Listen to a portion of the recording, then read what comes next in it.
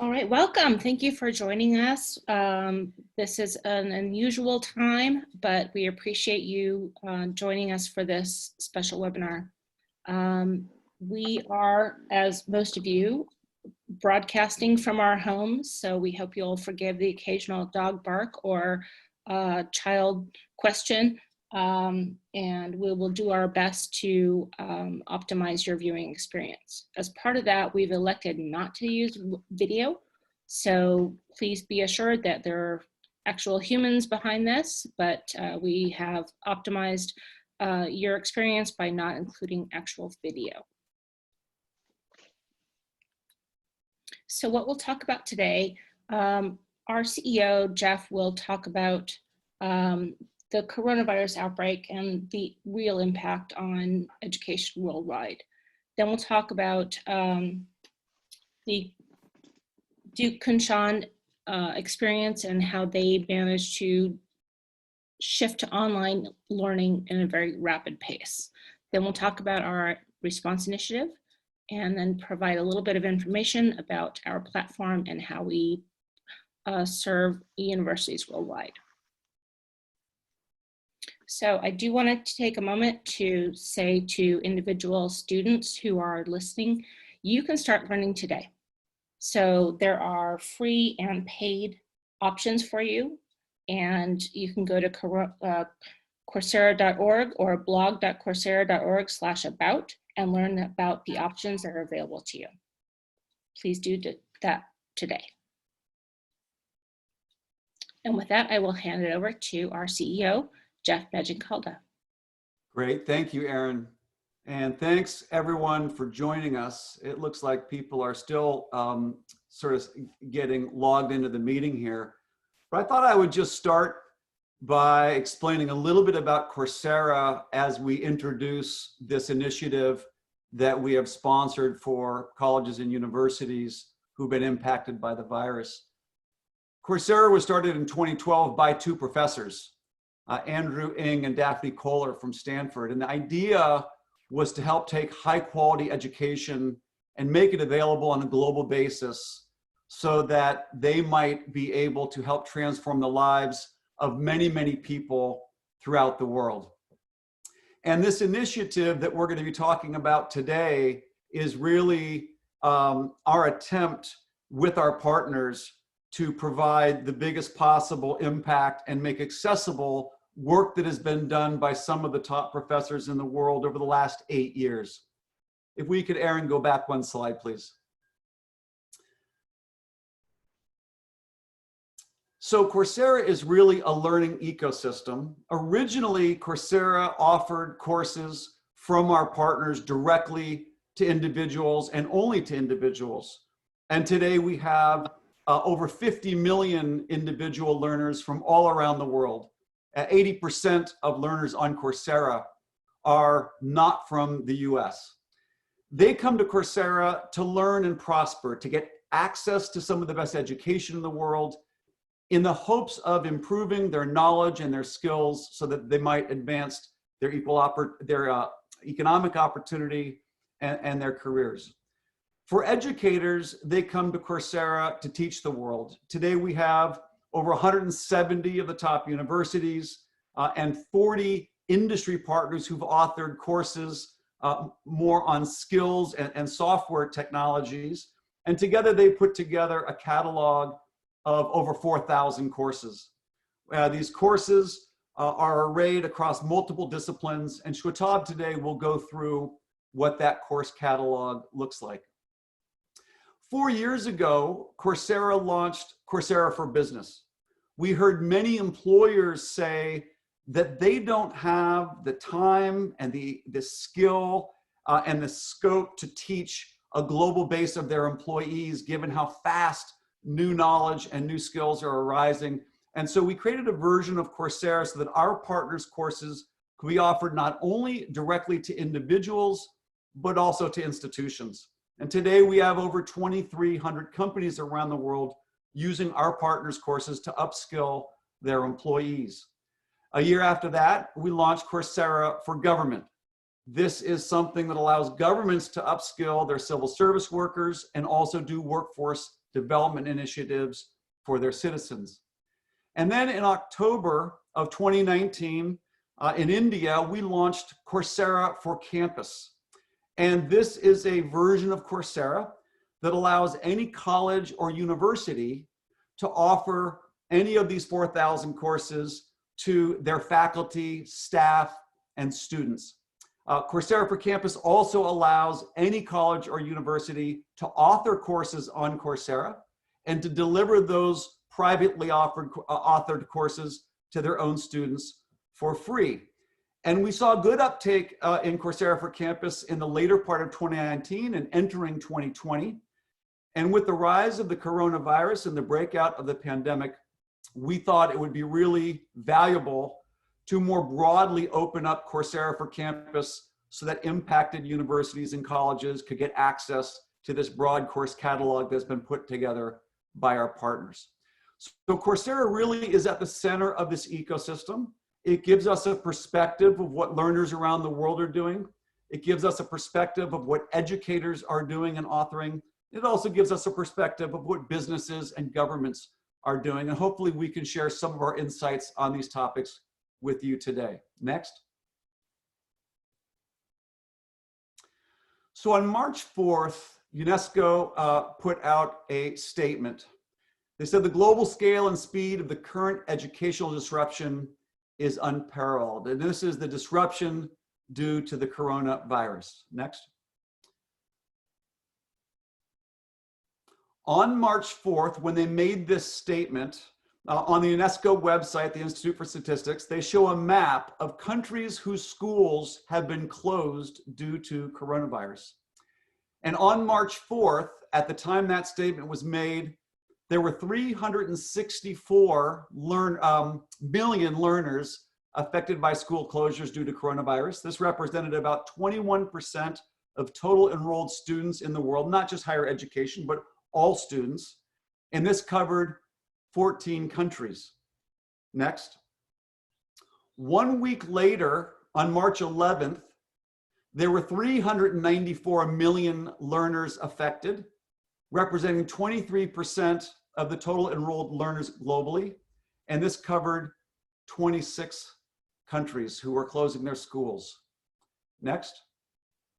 1 week later, on March 18th, UNESCO reported that 872 million learners were now affected by school closures due to coronavirus. This was over half of the enrolled students in the whole world. It covered 114 countries. Next. As of yesterday, 1.4 billion students around the world have been affected by school closures due to coronavirus. This is 80% of all learners in the world, and it covers 103 countrywide closures, 138 countrywide closures. So what we're dealing with here, as you can see very clearly from the UNESCO numbers, is a pandemic that even 3-4 weeks ago was having a major impact, and that impact has intensified dramatically over the last 7 days. What we want to talk about today is a way that some of the courses and technology that Coursera has created might be helpful to these schools, especially the higher education schools that have been impacted by the coronavirus. Next. What we're going to be talking about is what we call the Coronavirus Response Initiative. On March 12th, we began offering any college or university in the world that has been impacted by the coronavirus access to the course catalog from our partners at no charge. And this is really a whole community effort of Coursera plus all of our content partners trying to bring these resources to bear on this incredible crisis. Next. Since launching this in March 12th and making this initiative available, we've been receiving inquiries from over 16,000 faculty and admins. We've received inquiries from over 3,000 unique higher education institutions.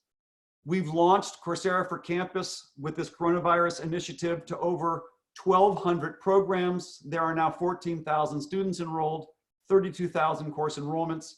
And we're still very much in the early stages of trying to bring Coursera for Campus to help service impacted universities. Next. What we're going to do now is I'm going to hand it over to one of our founding partners, Duke, and our lead sort of partner who helps us work with Duke, Matthew Raskoff, who's the Associate Vice Provost for Digital Education and Innovation at Duke University. And Duke was really one of the pioneers of Coursera for Campus. They beta tested this with us for 2 years before we launched it in 2019, and has been one of the first to really use Coursera for Campus to help provide online learning to impacted students at their Kunshan campus. So Matthew, first of all, thank you for coming and joining us, and we'd love to hear your thoughts if you could share them with the audience. Thank you, Jeff, and thank you to the Coursera team for inviting me to participate in this webinar today. I'm really glad to see the response and that there's 155 people participating today, colleagues from around the world, all of whom are facing a common set of challenges. And we're really excited to share some of our early lessons learned, being at the unfortunate forefront of this challenge at our sister campus in Kunshan, China. China, as you know, faced this Corona challenge crisis a step ahead of countries around the world. And so our institution in China, in Kunshan, about an hour outside of Shanghai, faced closure at the beginning of February. And so has had a kind of month lead time to think through its response in building out a remote teaching strategy and a kind of crisis management strategy. And that's formed the basis of our own response here at Duke University in North Carolina, where 1 month later, we were facing exactly the same challenges. So this is really, it's an unprecedented global challenge facing educators in every country around the world. And I think there's really an opportunity for thinking about this more collaboratively and sharing some of these lessons learned in kind of open source ways. So for context on Duke Kunshan University, it's a startup institution. Its undergraduate program is only 2 years old, so it has first and second year classes. It has around 600 undergraduate students. It's still in this developmental germinal phase, still a young university, still figuring out what its identity is going to be, and now it's faced with this enormous challenge. So, it was conceived as a liberal arts college for China, meant to be small, meant to be residential. It's in Kunshan, like I said, about an hour outside of Shanghai. And in February of this year, it was closed by the government, along with every other institution of higher education around the country. And so we quickly faced this challenge of figuring out two things. One, how to finish out the existing 7-week semester, which we called session 3 there. And then two, which came a little bit later, how to build out courses in their session 4, their next 7-week semester, which actually just started yesterday. And both of those things quickly challenged us to respond with support for faculty, support for students, and technology to mitigate this challenge. So next slide. The way I think it's really important to frame this for your communities, for your students and faculty is, this is not really online learning. This is not how we would design an online program. Our team at Duke University, the Duke Learning Innovation team, spends months designing single courses with a whole team in support of a faculty member. It's a very careful, backwards design, deliberate process. That's how you do it. What we're doing here is really what we're calling kind of like a first aid strategy. We're trying to apply a remote teaching, crisis management, emergency approach to help classes continue as best they can. But we would never do it this way a priori. We'd never design it this way. I think that's really important in framing this work in your communities and on your campus. We don't want to set back the world of online learning by letting people think that it's kind of this chaotic and this haphazard. What we're doing here is really the best we can under the circumstances, but it's not what we would do in the world of online learning. So we're calling it remote teaching. We're not even using the term online learning.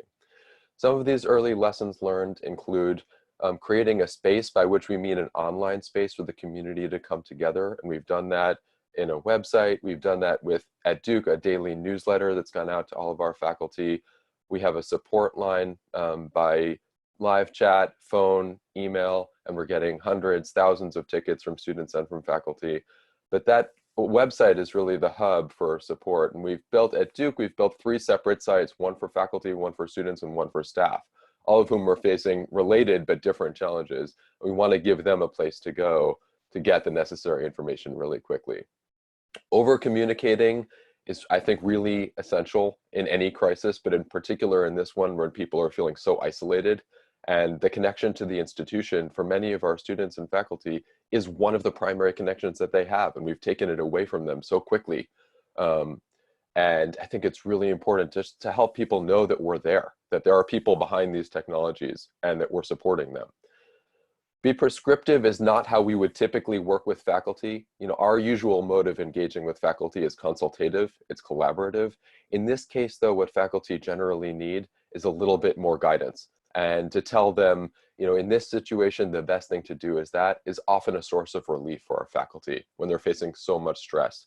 And you have to keep in mind that, it's not just academic for most of us. It's family, it's community, it's financial.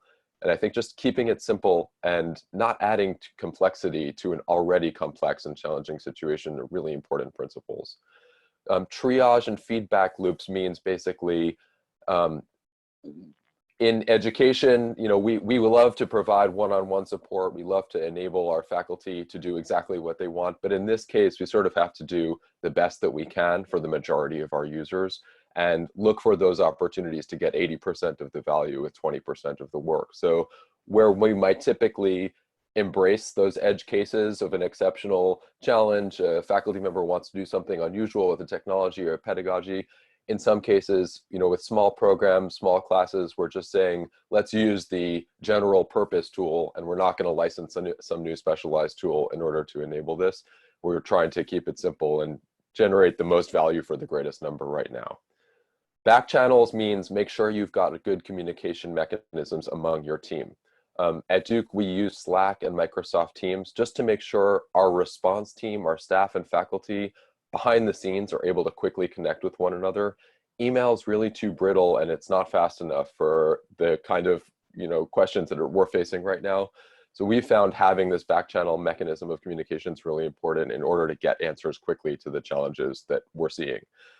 It's the flow is just too much to rely on email. We're getting hundreds of tickets from our faculty. I think motivating and loving your team is something we should do all the time, but especially now. On one day last week, we got 1 month's worth of support tickets on a single day. So it's 30x the load. And our team have really been magnificent as we've stepped up. We're staffing from 7 a.m. to 10 p.m. It's not the level and rate of work that we have ever seen before, but our team of instructional designers and faculty developers and consultants have become mission critical to the continuity of the university. And it's important to remind people of that and just let them know that they're really working on something real essential on the front lines of something important.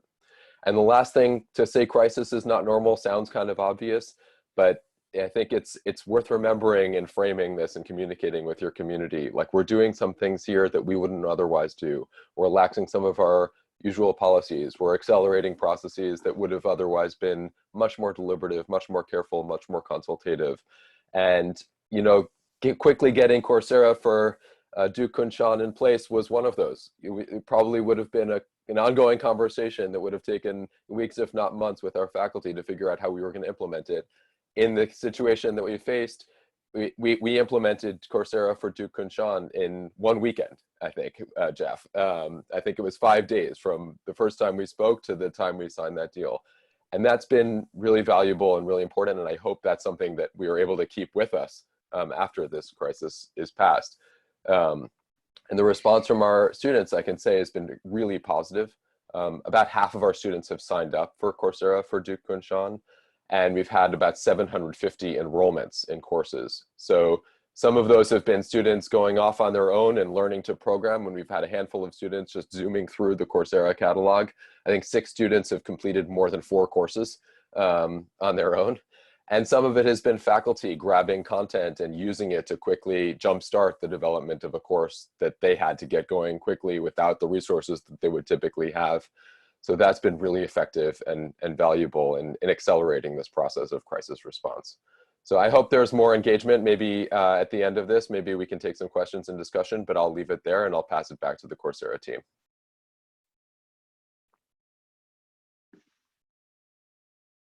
Terrific. Thank you, Matthew. Appreciate it. With that, I'm going to hand it over to Shwetab Mittal, our Senior Director of Product Management. Thank you, Erin, and thank you, Matthew, for joining us this morning. We really appreciate your leadership and partnership during these unprecedented times. And thanks, everyone, for joining us on the webinar from all parts of the world this morning or evening, where it might be. My name is Shwetab Mittal, and I'm the Senior Director of Product Management at Coursera. I lead the Coursera for Campus product at Coursera. In our times together today, I will guide you through the details of our initiative and the Coursera for Campus platform functionality. Next slide. If there has been a time where Coursera could realize the mission to transform lives through learning, now is that time.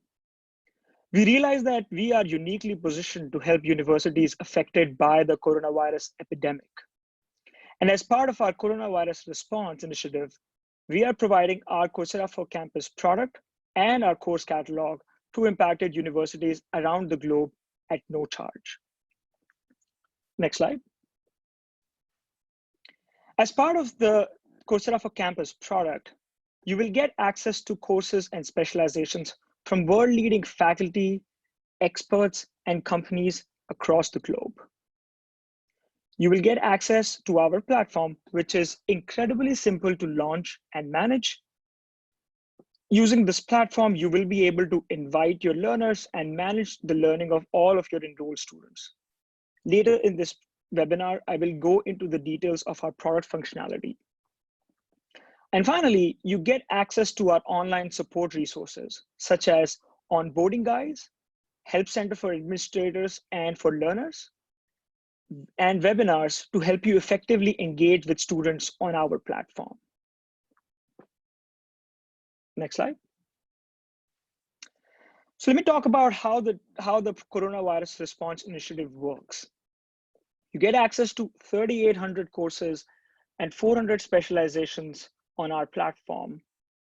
And we're using Coursera for Campus product functionality. Every university will get up to 5,000 licenses for use towards their enrolled students. As part of this initiative, we are welcoming institutions to enroll their students in Coursera courses through July 31st of this year, but students will have a chance to complete their enrollments through September 30th, 2020.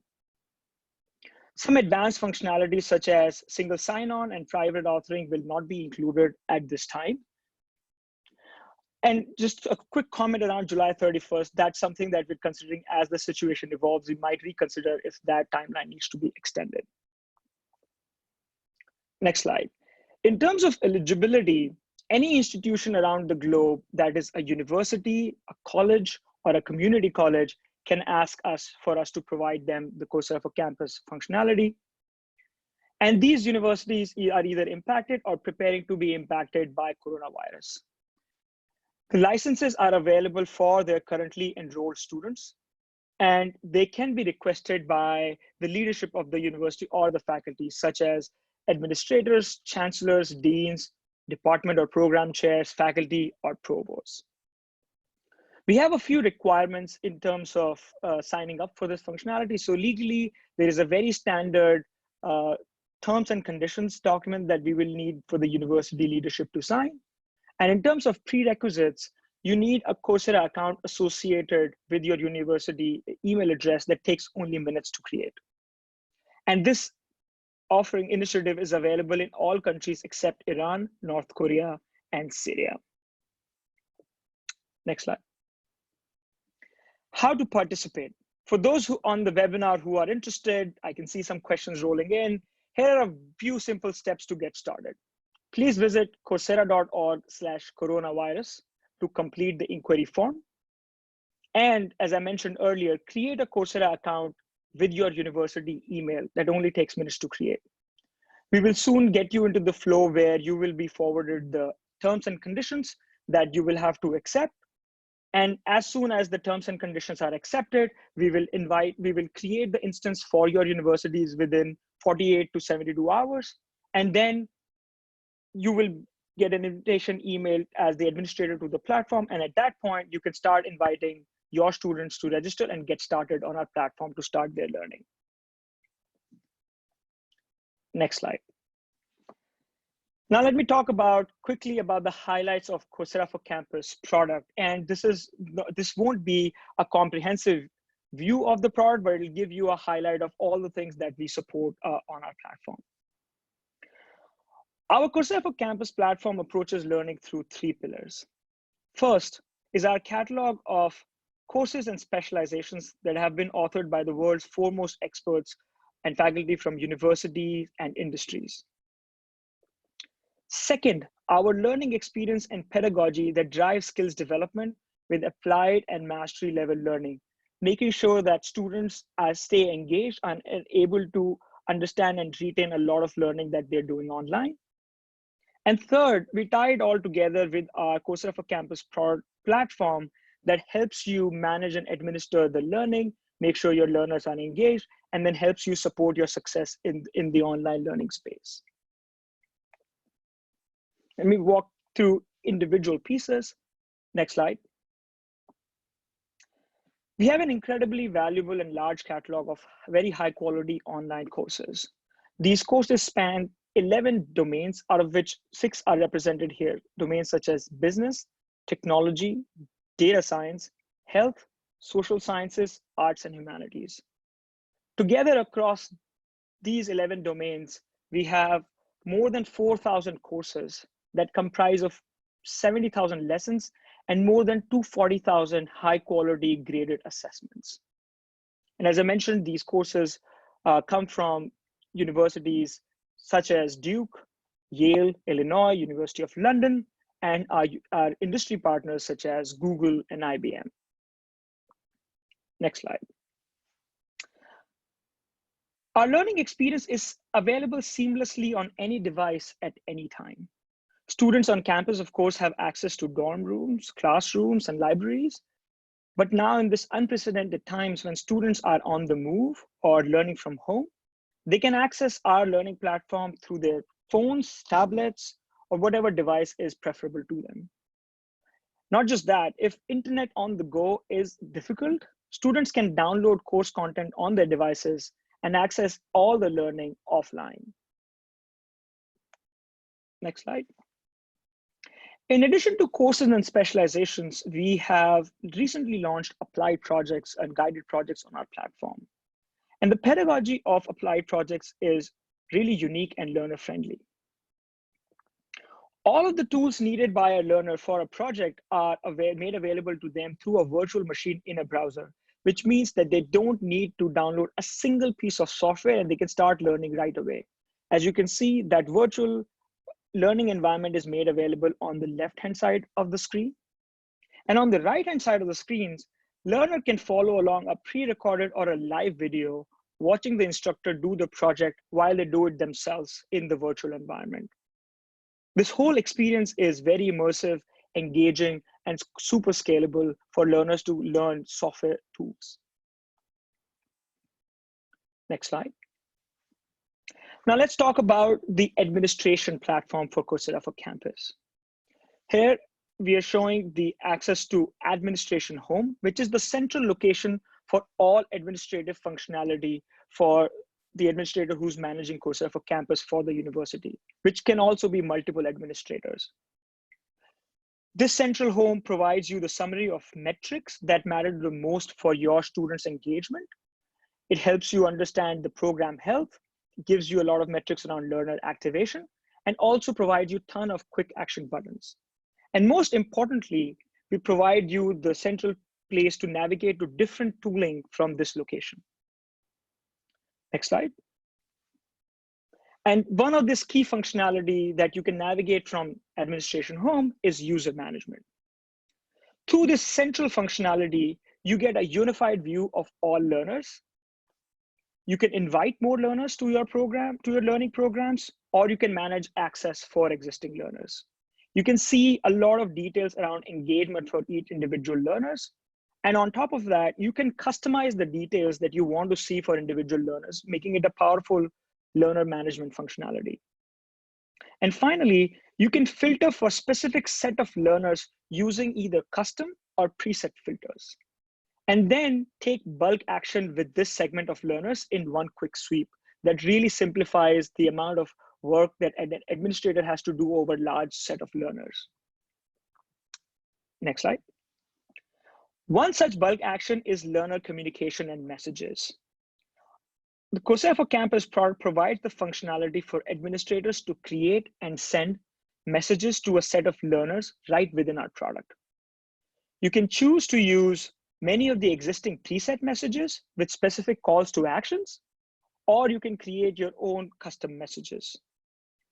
The messaging functionality becomes really critical when it comes to engaging with learners on the platform, especially in times like today, when your learners are also dealing with a lot of non-educational related situations. This is a good way for faculty and administrators to make sure that they are engaged with the learners.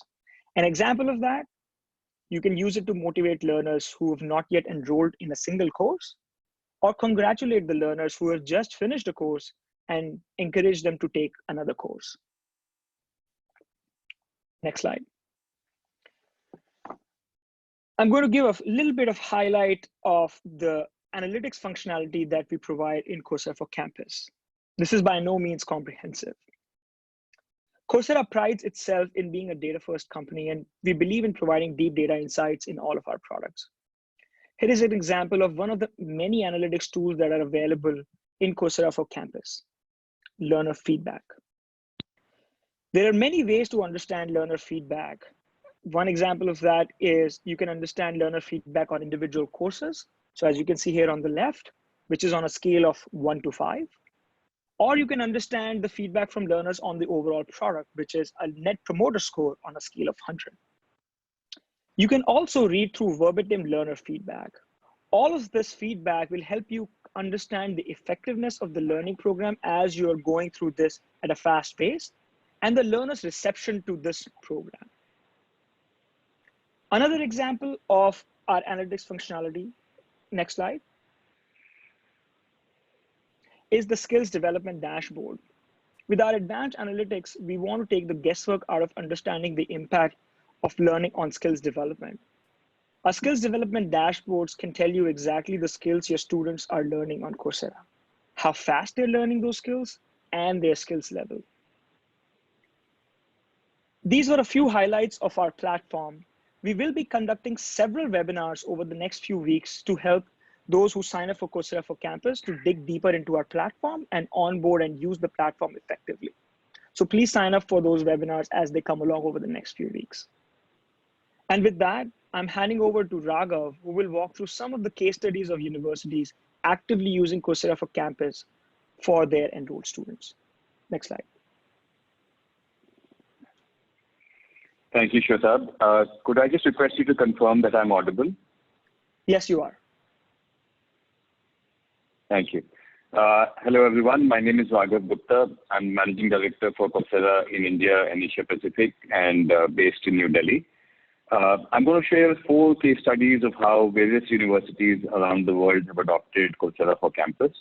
2 of these case studies are universities that were early adopters actually of Coursera for Campus and started last year and even before that. And then 2 of them are universities who have launched Coursera for their campuses fairly recently after the impact of the coronavirus. So let's move forward, please. The first one is Manipal. Manipal was one of the early adopters of Coursera for Campus. It's a university based in India. They have multiple campuses across the country and also a campus in Dubai, and close to about 40,000 students across these campuses. And they teach a host of topics and a host of subjects across engineering, across management, across healthcare, across hospitality, and so on and so forth. Coursera and Manipal got into a partnership in 2018, and the objective of this partnership was to enable 2 pieces: one, multidisciplinary learning for students, and also for credit learning for students. This was a fairly large program that Manipal and Coursera launched, and in 2018, close to 20,000 students were provided learning opportunity on the Coursera platform. And if I explain for credit a little bit better here, an engineering degree in India is 160 credits over 4 years. The government of India allows 20% of that to be delivered via online learning. And a large part of what Coursera is delivering to Manipal students is a part of that for credit learning. So some of the 160 credits can be delivered via Coursera. And these can be topics in emerging technologies, in business skills, and in data science. And then also because Manipal wanted to offer learning beyond the curriculum, a lot of multidisciplinary learning was also made available to students. We saw some fantastic response in the first year, way back in 2018. Close to 70,000 courses were enrolled into by Manipal students. And then this number has grown over 2019 and then over 2020 as well. They've gone into, the whole the crisis around the coronavirus fairly well prepared because they've been an early adopter of Coursera for Campus. Let's move forward. Another example of an early adopter of Coursera for Campus is NMIMS, a university based in Mumbai with 5 campuses around the country and close to about 16 or 20,000 students. NMIMS has also been an early adopter of Coursera for Campus since last year. They've taken a slightly different approach. And, in the engineering degree, students are being offered an honors program by taking additional credits on Coursera. So instead of doing 160 credits, a student could come to the Coursera NMIMS program and get an additional 20 credits over a 3-year period. One Coursera course roughly means about 1 credit, given that one course is roughly about 15 hours. And so this is an honors degree which is available to the students. Faculty members have been the mentors for the students who are taking the content online. And along with engineering, this program is available to MBA students and pharma students across 5 campuses. Both of these have been early adopters.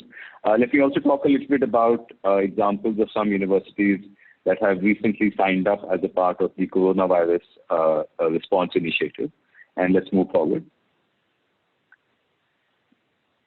So this is the Geneva Business School. They've launched Coursera for Campus once the campus was closed down.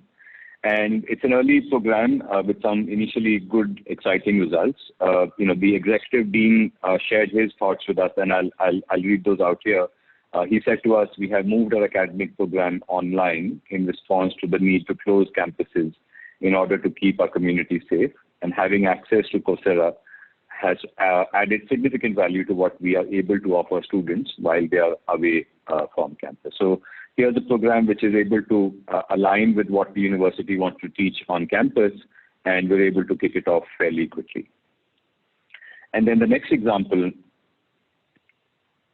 let's move forward, please. Yeah, so the next example is from the Universidad Nacional de Colombia. It's a fairly large university in the country.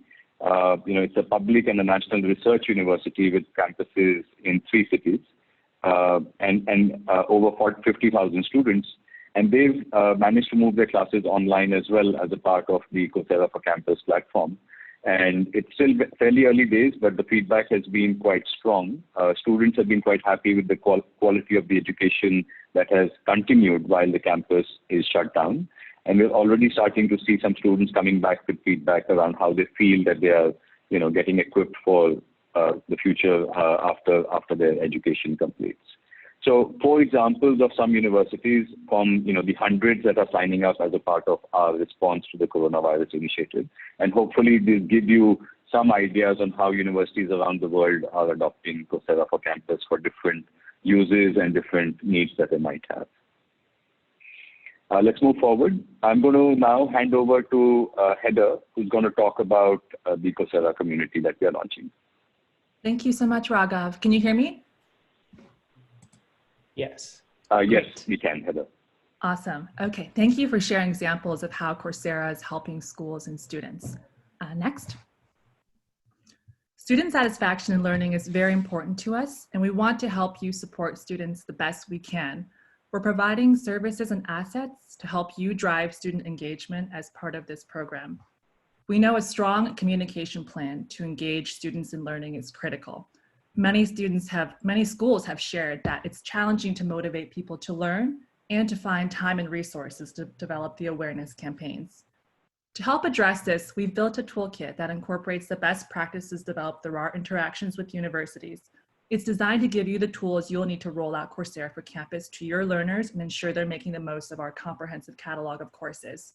Included in the kit, you'll find a user guide showing you how to use the templates and the creatives, 5 email templates you can send to students and faculty, collateral you can share to educate your stakeholders on the Coursera program, and short slide decks for you to present the program specifications to both students and faculty.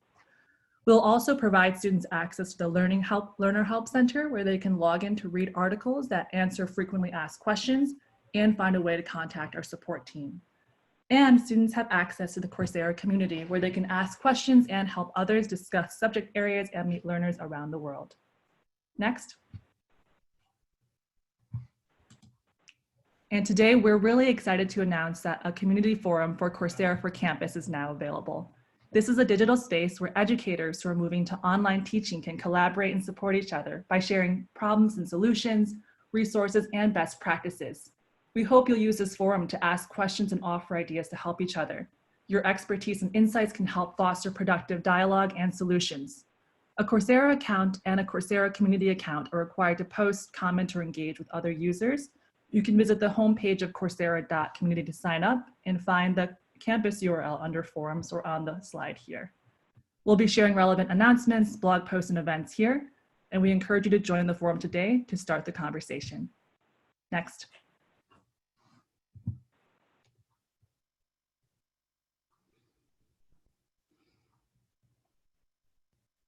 Okay, with that, we'll move to questions. Hopefully everyone can hear me. So I will start with,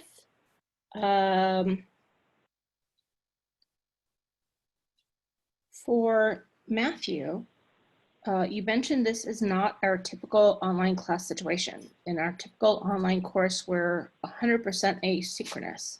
Do you recommend being completely asynchronous too? I recommend having options for faculty. This very much depends on your student situation, and I think it's important to get a handle on what their access is, what their time zone constraints might be. We have students all over the world right now, and so we can't rely entirely on synchronous sessions because we would have students logging in the middle of the night all over the world. It's not realistic. So what we're doing is kind of a mix of synchronous and asynchronous. We're recording what we do on Zoom and making it available to students who might not be able to participate, and we're not holding them responsible for live participation, but we are holding them responsible for the content. So we're supporting higher tech strategies and lower tech strategies, more synchronous, more asynchronous, and kind of letting faculty decide. But I think it's really important to understand first and foremost what your students' access is and design a solution for where they are and what they're going to be able to do. Right. Matthew, if I could just jump in really quickly, this is Jeff. What we're talking about right now are the open courses, the courses and specializations that are designed generally to be completely asynchronous. I just want to make sure that people in the audience know that there are a number of universities. We have 17 partners who have put fully accredited degrees delivered by Coursera. And for those degree programs, it's a combination of synchronous and asynchronous. So in this instance, where it's more supplementary courseware, it's more on the asynchronous side. For the fully designed online degrees, there's almost always a pretty major synchronous piece that, like Matthew said, is often recorded so that students in different time zones could still access it. Follow-up question for Matthew. Did the staff also recommend certain courses to their students, or was it completely open?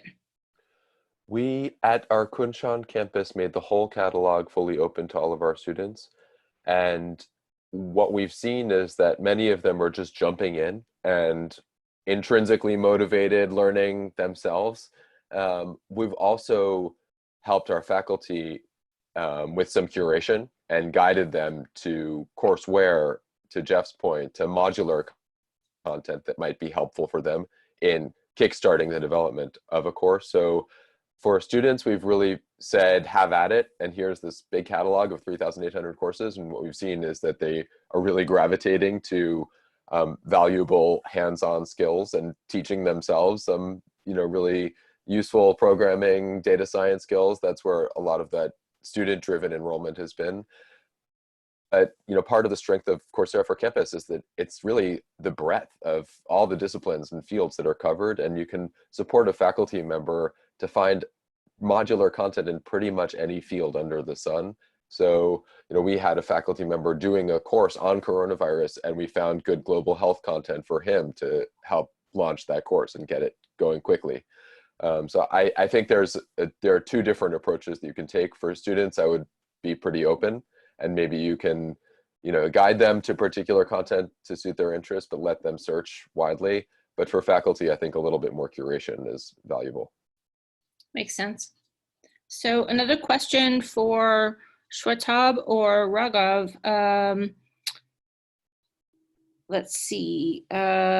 Interesting in using the program for government of Ecuador. How do I get started?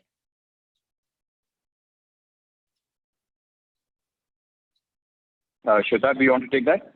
Yeah.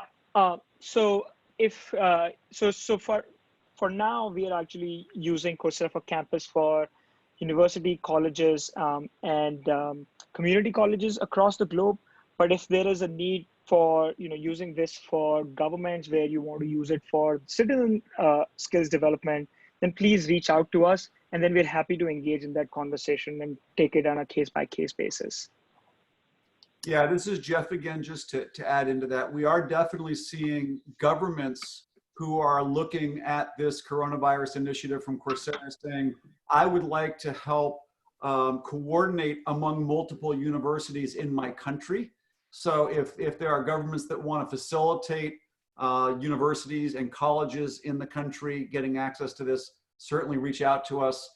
You can reach me at jeff@coursera.org, and I can make sure that you get to the right person.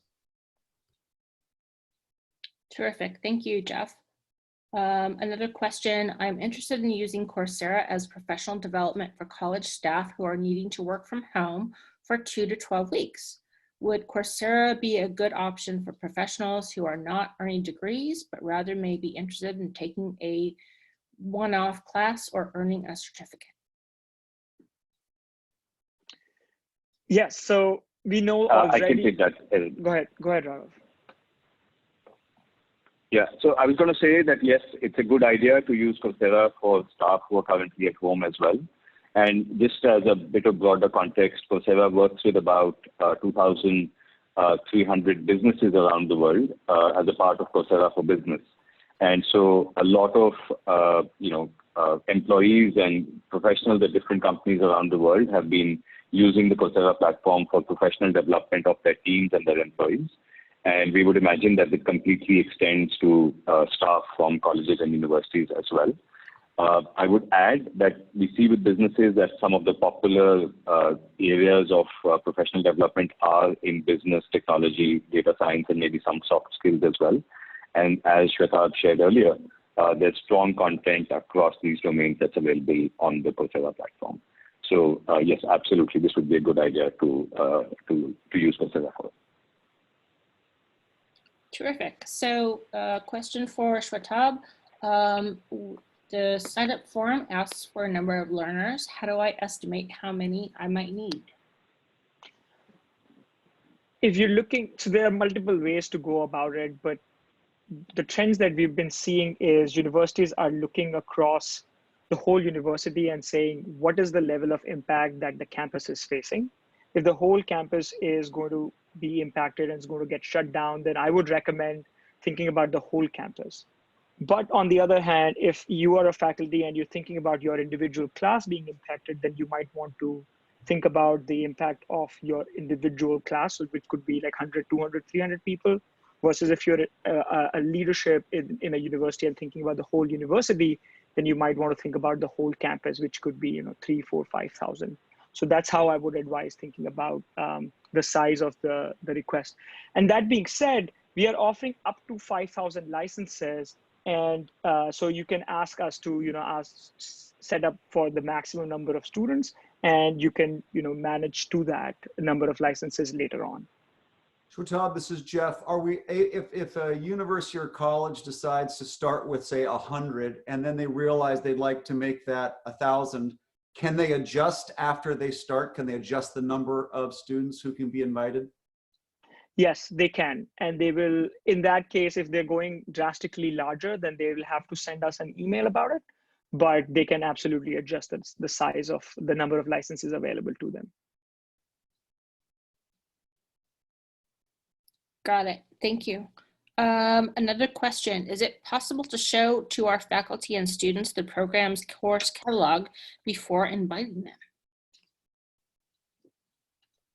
Shwetab? Yes. So I guess I'm trying to understand the purpose of doing that, but all the catalog is available also on just the B2C Coursera website. So they can just go to coursera.org and look at all of the courses that are available. Broadly, most of the courses should be available as part of Coursera for Campus. There are a few courses that have been excluded, but you can use the website. If you don't want to invite them before seeing the catalog, then you might want to just direct them through the B2C website to peruse through our catalog, and then later on invite them into Coursera for Campus instance. And Shwetab, the B2C website is just our standard Coursera website. It's at Coursera. Yes, Coursera.org. Another question, can any faculty at my institution apply directly for an on-campus course, or does the institution have to enroll in advance on the program? Can you repeat that question? Yes. Can any faculty at my institution apply directly for an on-campus course, or does the institution have to enroll in advance on this program? So we've seen both ways across the demand that's been coming in, which is individual faculty can ask, and then we would, on our end, we would make sure that the requests coming in from same universities are put together in the same instance. So for example, if faculty from Department of Math is asking, and then faculty from Department of Arts and Humanities is asking, we would make sure that our end that they are put together as part of the same instance, and they have their individual programs for their learners. But yes, individual faculty or administrator, anyone can ask for getting access to Coursera for Campus for impacted students. Okay. So a question for Shwetab or Heather. Students enrolling in courses, how many of them are actually progressing with them? Are they able to remain engaged? So can you talk a little bit about sort of the analytics we provide? Absolutely. So once you get access to the Coursera for Campus instance, within the administration home that I was describing earlier, there is a specific tab there called Analytics.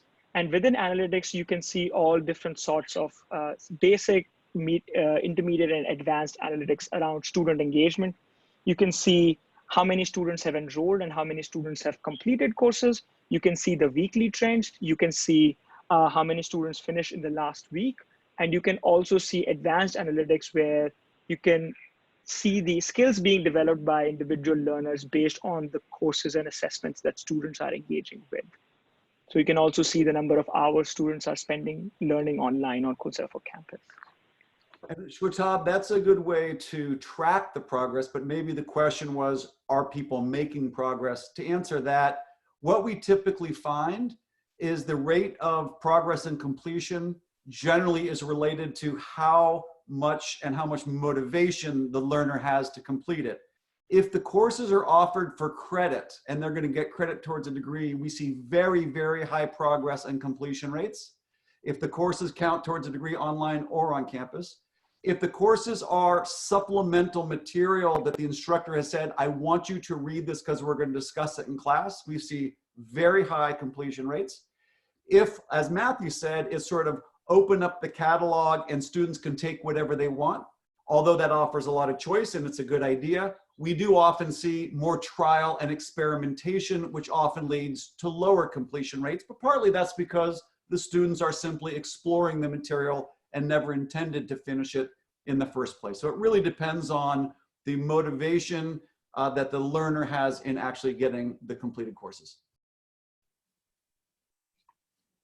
Thanks, Jeff. Another question, can I customize the list of courses that I make available to my students? Absolutely. So for all of the instances that we are creating now for universities, we create a set of pre-curated pre-curated collections that students can see. But on top of that, once administrators get access, they can go into the program, and then there is a tab in there called curriculum, and they can edit the curriculum that their students see. So it is available for any administration to take charge of the things that they want their students to see. And Shwetab, they can both create custom collections and custom learner groups, right? So certain learners have access to certain collections, different learners have access to other collections.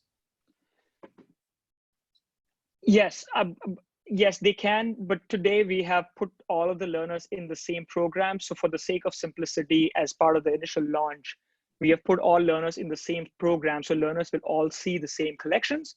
But if the advanced functionality is required, our webinar will actually provide the steps that administrators have to take to differentiate between specific collections for specific learners. So that functionality is available, but it's more advanced functionality.